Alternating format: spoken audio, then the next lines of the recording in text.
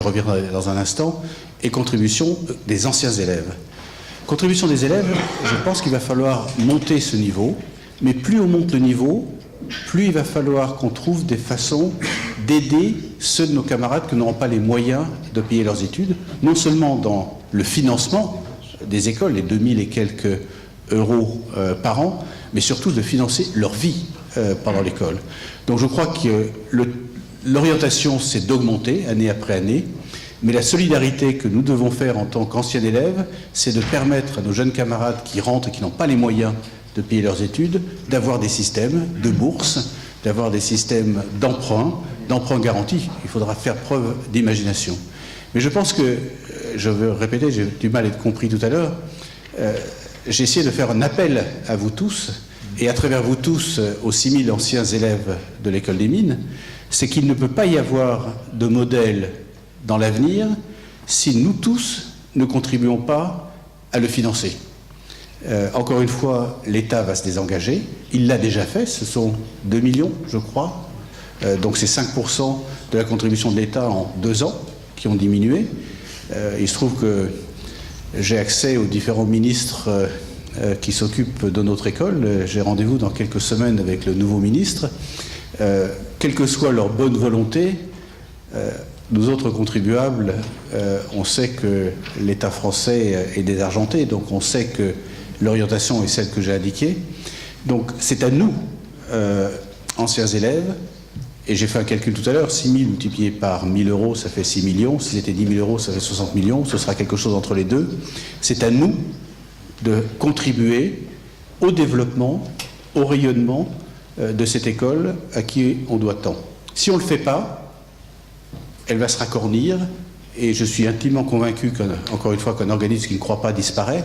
Donc si nous n'aidons pas l'école à se développer, elle disparaîtra. Ça prendra du temps, mais elle disparaîtra. Donc c'est à vous, à nous, de faire en sorte qu'on contribue et qu'on se substitue à l'État qui se désengage. Merci Jacques. Je crois que Thierry Trouvé, là-bas, souhaite intervenir. Oui, merci. Juste un petit complément. Thierry Trouvé, promotion 80, ancien président. Juste sur les questions du rôle respectif de l'association, de l'école et de la fondation. Parce qu'au fond, il y a quelques années, les choses n'étaient pas très claires. D'abord, la fondation, il faut bien être... n'était pas très très connue, c'était quelque chose qui existait. Il y avait des gens qui faisaient des dons à l'association. Et donc le rôle de chacun n'était pas très bien positionné. On voit que le modèle est en train de changer et qu'aujourd'hui, clairement, la fondation est positionnée sur la collecte des fonds pour aider l'école à se développer, que l'association, elle est sur les sujets dont on a parlé, la solidarité, la camaraderie, l'animation du réseau, et puis qu'il y a un triptyque, et ça je crois que c'est fondamental, qui existe au fond entre l'école et sa direction, la fondation et l'association. Et ce qu'on a essayé de faire, c'est à la fois de clarifier les rôles et de montrer qu'on marchait ensemble. Et depuis quelques années, ça s'est affiché. Ça, par exemple, vous voyez que quand vous recevez des demandes de collecte de fonds de la fondation, elles sont co-signées par le directeur de l'école, le président de l'association et le président de la fondation. De même, la Sainte-Barbe, depuis quelques années, on co-organise la Sainte-Barbe, l'association, c'était quelque chose de l'association et la fondation, et c'est l'occasion encore de reparler de la collecte de fonds. Donc je crois que c'est extrêmement important que les trois institutions marchent complètement de pair et qu'elles sachent se serrer les coudes, à la fois pour alimenter le budget de l'école parce que c'est de plus en plus nécessaire, à la fois aussi pour aider l'école quand elle passe un moment difficile comme il y a quelques années sur l'affaire de Saclay, sachant qu'on a tous une dette à rendre et qu'il faut la rendre à la fois sous forme de notre soutien à l'école via l'association et notre soutien financier via la fondation. Merci Thierry, je pense qu'il y a encore quelques questions. On va s'orienter peut-être vers quelques dernières questions, parce qu'ensuite, c'est toujours comme ça que ça se passe. D'ailleurs, au début, on ne pose pas de questions, puis à la fin, on a du mal à arrêter. François Vinsotte, bonjour. À propos du dîner de Sainte-Barbe et d'autres événements de ce genre, je trouve que le prix à payer est relativement cher pour certains. Alors, je rebondis sur une idée de Thierry. Est-ce qu'on ne pourrait pas nous facturer le dîner et le voyage sous la forme d'un versement à la fondation se débrouillant après pour payer le repas, ce qui fait que les uns et les autres pourraient déduire ça de leurs revenus? Vaste débat. Mais tu as oublié de nous dire que tu es devenu un provincial de fraîche date, donc tu te sens plus concerné qu'autrefois. Oh, je ne permettrai pas. Alors, je crois qu'il y a... Bon, moi, j'ai pas de réponse là. Et il y a une question derrière. Bruno, est-ce qu'on peut passer un micro à Bruno Grison?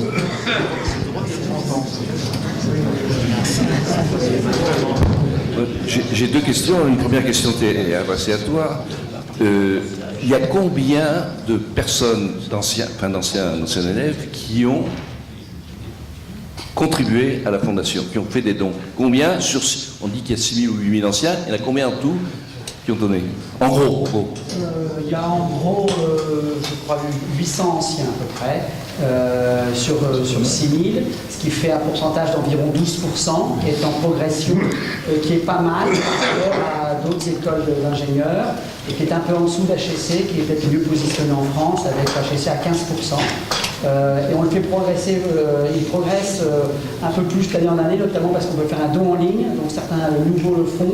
On sollicite aussi les doctorants et les mastériens, parce que là on est en ancien élève, mais faut penser aux autres diplômés des écoles. Et on sollicite aussi maintenant de plus en plus les parents des élèves de différentes manières, et ce qui y répondent. Oui, ça répond aussi à une question, c'est 12%. Je pense que dans une université américaine, c'est bien plus que ça. Donc ça soulève la deuxième question. Le don moyen est d'environ 900 euros. 900 euros le don moyen. Bon. Donc on est vraiment à des années-lumière de ce qu'il faudrait faire. Donc la deuxième question, c'est comment faire progresser ce geste de solidarité et de ne pas rester un peu frileux, de rester à 10% avec 900 euros par an. En pratique, comment diffuser cette information et comment susciter des augmentations de contributions? Je ne sais pas, c'est une question, je ne sais pas. Benoît Leguet, qui est le président de la Fondation, devrait pouvoir t'éclairer. Je pense que nous portons tous, chacun, une part de responsabilité dans ce qui va être fait à l'avenir. Et je pense que nous sommes chacun d'entre nous doit être un ambassadeur en quelque sorte de l'école. Et vis-à-vis, nous sommes tous dans des réseaux, nous sommes dans une promotion, nous avons des amis qui sont des anciens élèves de l'école, etc. Et donc nous devons tous être porteurs d'un message de soutien à l'école.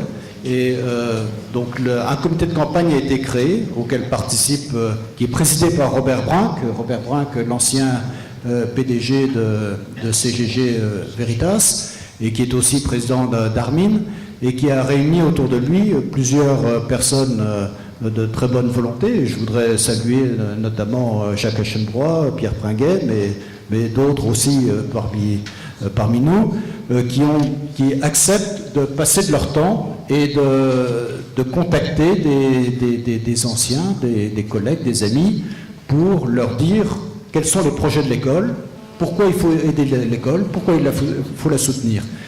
Alors, chaque fois que parmi vous, certains prendront des initiatives, par exemple en organisant un dîner, en organisant une soirée avec des collègues et des amis pour parler de l'école, moi je prends l'engagement que quelqu'un de la Fondation viendra, ou de l'école, viendra pour parler des projets de l'école et pour essayer de faire la promotion de cette action de Fondation. Bon, non. Bon, je crois que, merci Benoît, je pense que compte tenu de l'heure qui s'avance, à moins que vraiment il y ait une toute dernière question, au fond. Bonsoir. Je m'appelle Gabriel de B08. Attends, Bonsoir à tous, je m'appelle Léon de B08 et je me permets de parler ici pour tous mes camarades d'étudiants étrangers que je voudrais d'abord remercier à tout le monde des mines et aussi des anciens pour pouvoir nous financer et pouvoir faire nos études ici. Donc depuis tout à l'heure, j'ai beaucoup entendu les fonds, tous les efforts que l'école a fait. Et je voudrais souligner encore une point, c'est en face des relations internationales et de rayonnement de l'école au niveau international. Et je pense que nous, les camarades chinois ou des Russes ou des Brésiliens, nous sommes toujours très engagés dans l'événement, très attachés à l'école, et nous souhaitons pouvoir faire rayonner l'école dans notre propre pays. Et je souhaite aussi donc l'association qui peut aussi, on pourra aussi trouver des moyens de pouvoir nous soutenir dans les pays d'origine. Et ça c'est la première chose. Et la deuxième chose, c'est qu'on a aussi notre point de vue de l'étranger vis-à-vis de la France, vis-à-vis de l'école. Ça pourra aussi être un miroir que pour dire quel est le point de vue des gens à l'étranger, vu de l'école, vu de la France. Et nous souhaitons aussi pouvoir porter certains sujets au sein de l'école sur cette discussion sur les relations internationales, sur l'image de la France, l'image de l'école à l'étranger. Dernier point sur le fond. La difficulté pour les gens qui ne sont pas en France, en Chine ou d'autres pays pareils, c'est qu'on a à la fois peu d'informations de pouvoir participer à l'événement à la première temps, on a peu d'informations, il y a peu d'organisation géographique. L'organisation géographique n'est pas assez activée. Et deuxièmement, même si on a voulu participer à l'événement de l'alumni, c'est difficile. Donc l'attachement et l'engagement sera beaucoup plus faible et ça donne moins de raisons pour les gens de pouvoir contribuer. Donc je pense qu'il y a aussi des choses qu'on pourra faire pour pouvoir utiliser ces ressources à l'étranger pour l'école. Merci. Merci beaucoup de ce témoignage. Donc si vous permettez, nous allons nous acheminer vers la fin de cette séance. Je crois que vous avez entendu toutes sortes de messages revigorants et dynamisants qui devraient stimuler, en tout cas les personnes présentes ici. Il faudra rayonner autour de nous pour que ça soit diffusé à l'extérieur, bien entendu. On va s'efforcer de diffuser les messages à travers nos moyens d'information tels que le site ou la revue. Donc moi je tenais à remercier toutes les personnes en fait, qui ont permis de réaliser cet événement. Au premier chef, Romain Soubeyran et l'école et son équipe, l'équipe audiovisuelle qui évidemment sans laquelle on ne pourrait pas réaliser ne serait-ce que le fonctionnement du micro ou la projection des clips vidéo, et puis en particulier tous les participants à cette table ronde qui ont vraiment été tout à fait positif dès que j'aurais posé la question. Alors, il y a une chose que je n'avais pas dite au départ, c'est que parmi nous, il y a plusieurs anciens optionnaires géologie, et Yves Quéré, Dominique Perrault et moi-même, je ne sais pas si d'autres étaient optionnaires géologie. Donc je m'étais livré simplement à un exercice en me disant je vais faire une coupe stratigraphique à travers les générations. Donc c'est ce que vous avez pu observer. Et alors après, à vous d'interpréter la coupe géologique comme vous voudrez, bien sûr, en fonction de vos souvenirs et de votre intérêt pour la géologie. Donc la suite de l'événement, c'est-à-dire qu'on va vous projeter à nouveau, pour terminer, un clip, comme on dit vidéo, je sais pas comment on dit un clip vidéo, ouais, un clip vidéo, voilà, qui a été tourné le 24 juin, de cette année, après la soirée de lancement de la campagne de la Fondation. Ensuite, nous pourrons nous acheminer vers l'espace Maurice Allais, c'est-à-dire les salles Vendôme tout au bout là-bas, pour un cocktail. Et puis à l'issue du cocktail, vous pourrez récupérer le livre, on l'appelle le livre d'or, qui a été réalisé grâce à l'aide d'abord à l'équipe, bien sûr, de l'association et à notre régie publicitaire, qu'il faut remercier, puisqu'ils ont pris en charge également l'impression et toute la logistique de la foire. Donc voilà, donc si on peut lancer le clip, voilà, bon, c'est parti.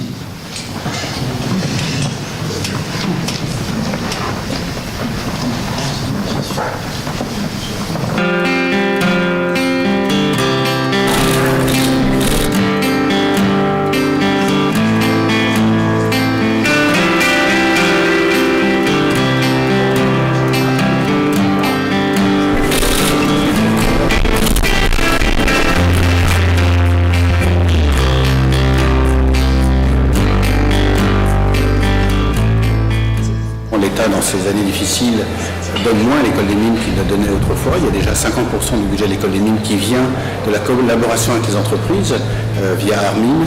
Il faut qu'on soit capable de continuer ce long chemin de l'école dans son excellence et dans son rayonnement à la fois en France et à l'international.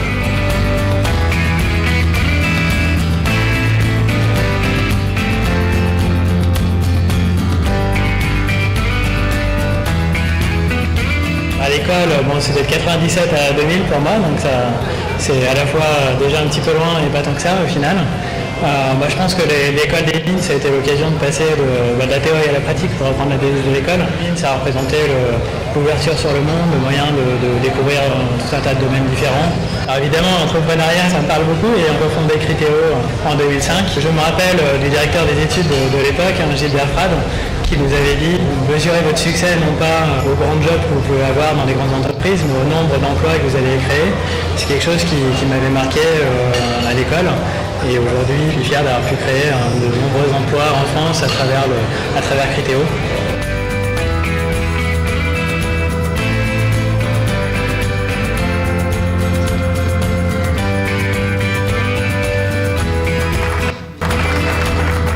L'opportunité d'être financé pour un visiting de 6 mois à la Copenhagen Business School, donc au département des organisations. Ça a vraiment été pour moi un énorme tremplin, donc à la fois pour ma thèse, mais aussi pour ma future carrière, parce qu'il est important en tant que doctorant de faire des visites académiques à l'étranger pour améliorer à la fois notre CV, mais aussi à la fois notre parcours et notre recherche académique. Donc juste pour cette raison, je vous remercie.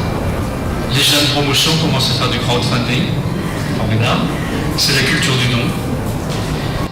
Parce qu'on y vit en fait pendant l'année, on se rend compte qu'on a quand même des opportunités géniales.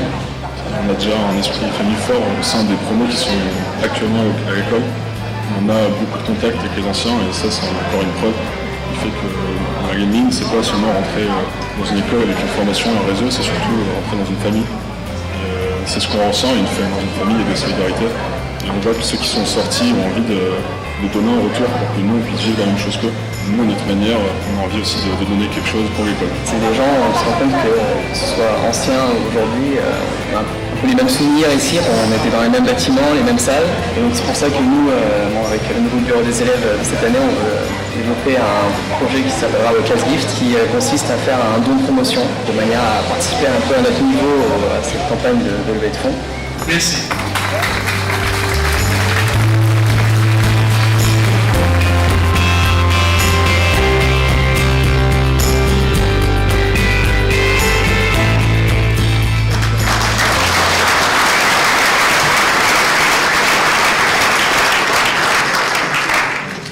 Bien, donc merci à tous. Maintenant, vous pouvez vous acheminer vers la suite des festivités, c'est-à-dire le cocktail. C'est pas un banquet républicain, c'est à la mode aujourd'hui plutôt. Donc,